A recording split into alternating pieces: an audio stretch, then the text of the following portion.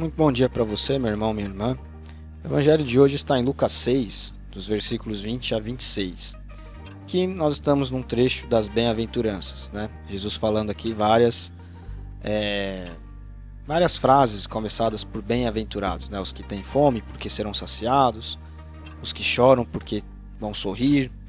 E na segunda metade desses 6 versos, Jesus começa a alertar algumas pessoas, né? Ele alerta os ricos, dizendo que já ganharam todas as consolações, os que vivem na fartura, porque um dia vão passar fome, os que riem, porque um dia hão de chorar e lamentar, e os que gostam de ser louvados, né? Vangloriados. Por quê? Porque isso já havia acontecido com os antepassados, né? Com falsos profetas. E aqui Jesus ele nos dá uma lição sobre o que realmente importa, né? Ai de vós os ricos, né? Muitas pessoas aí com visões ideológicas anti-riqueza, como marxistas, etc., pegam textos como esse para dizerem que Jesus ele condenava o dinheiro e algo do tipo, né? A fartura, etc., para condenar capitalistas, etc. Nada como uma leitura errada de um texto para que uma mentira seja proclamada, né? Jesus ele não condena a riqueza, mas ele condena a idolatria do dinheiro, né? A idolatria da riqueza, da fartura, quando a pessoa permite que aquilo se torne um ídolo.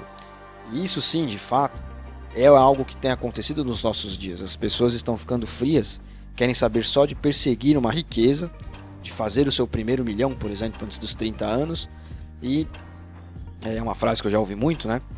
E colocam todas as suas energias voltadas para isso, e as suas esperanças voltadas para isso, né? Colocam sua esperança no dinheiro, na riqueza, na fartura. Só que isso são coisas cíclicas, né? Então, a pessoa faz isso e esquecendo que o dinheiro ele é como um castelinho de cartas, né? Que ele vem e pode ir, né? Num dia ele vem, no outro dia ele pode ir. Tanto que você sai com um celular, um relógio ou qualquer outro bem na rua, e isso pode ser tomado de você por um ladrão da maneira mais fácil possível, né? O mesmo acontece com o dinheiro, com tudo que nós temos na realidade. E o reino de Deus, quando nós falamos que não é deste mundo, é exatamente por isso, porque a lógica do reino não é essa. A lógica do reino é algo mais profundo, é algo perene. E tudo que não é perene não pode ser colocado no lugar de Deus, que Deus é perene, Ele existe. Nós vamos passar, as coisas vão passar, o dinheiro vai passar, nossos familiares que nós amamos, às vezes até idolatramos, vão passar, mas Deus fica.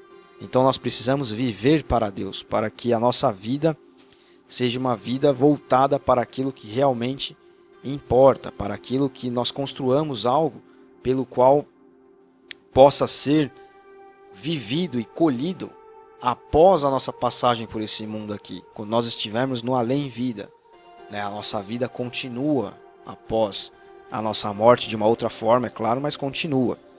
Então, Jesus coloca aqui, também, né, ataca aqui os orgulhosos. Ai de vós quando todos vos louvarem, porquanto foi assim também que agiram os antepassados com os vossos falsos profetas.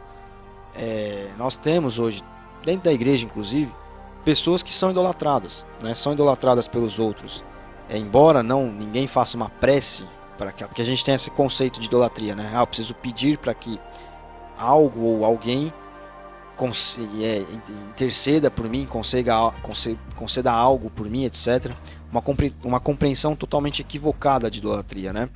Porque a idolatria muitas vezes acontece quando você tem uma pessoa, por exemplo, como uma profetisa, um profeta, que vai ali ler o seu futuro, né? Dentro da igreja às vezes isso acontece muito. Ou porque, fulano é espiritual, fulano tem a visão, né? Ciclano ora muito, e a gente coloca aquela pessoa num pedestal. E as pessoas gostam disso, é natural do ser humano, né? E geralmente os orgulhosos são os que mais se gabam dos seus feitos religiosos, né? Não, porque eu jejuo muito, porque eu oro muito, porque eu subo no monte. E Jesus aqui ele nos dá uma lição, né? Ai dos que se vangloriam, ou, né, como nós estamos falando aqui, se permitem ser vangloriados, né? Ai de vós quando todos os louvarem.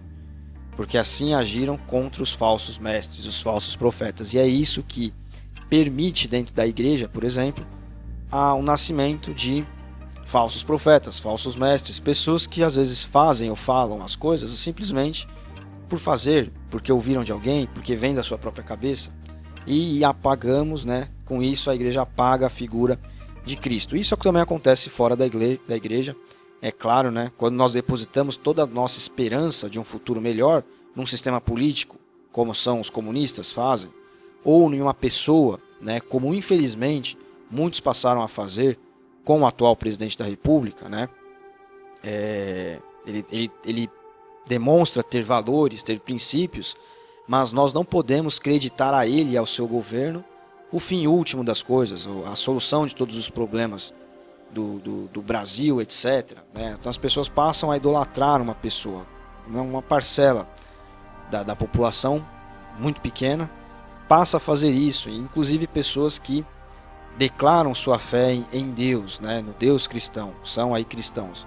Então nós vemos nas duas pontas, por exemplo, né? Usando aqui um exemplo secular, mundano, de pessoas que colocam toda a sua esperança num sistema político econômico como o comunismo ou o capitalismo, ou em políticos de esquerda, de direita, como Lula, Ciro Gomes, qualquer outro, Bolsonaro, etc. Seja quem for, essas pessoas estão e muitas vezes torcem a Bíblia para que a Bíblia se adeque a visões, opiniões, etc., ideológicas dessas pessoas, desses sistemas, né? E isso é errado. Por quê?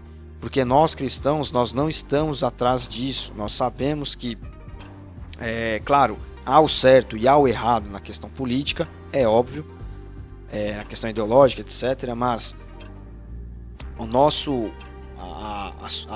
os nossos valores, eles estão muito além disso, né? Nós estamos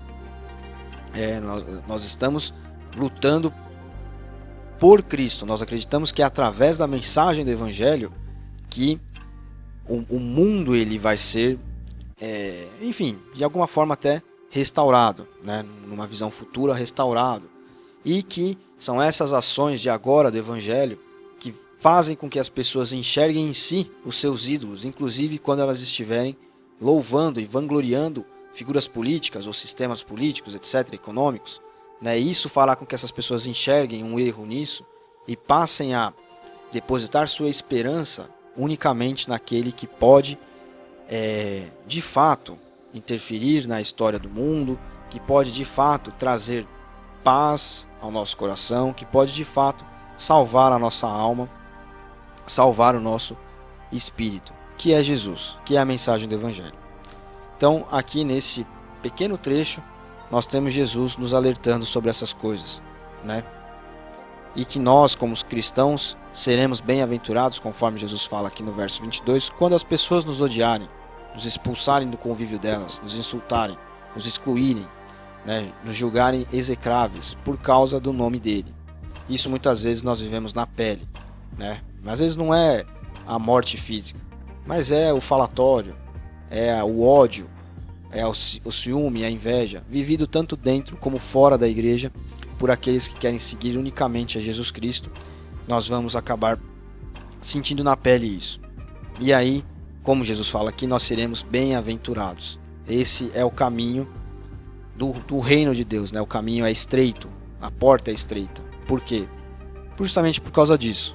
Porque falar de Cristo, a mensagem do Evangelho sempre será uma mensagem odiada por alguns, infame para outros, etc.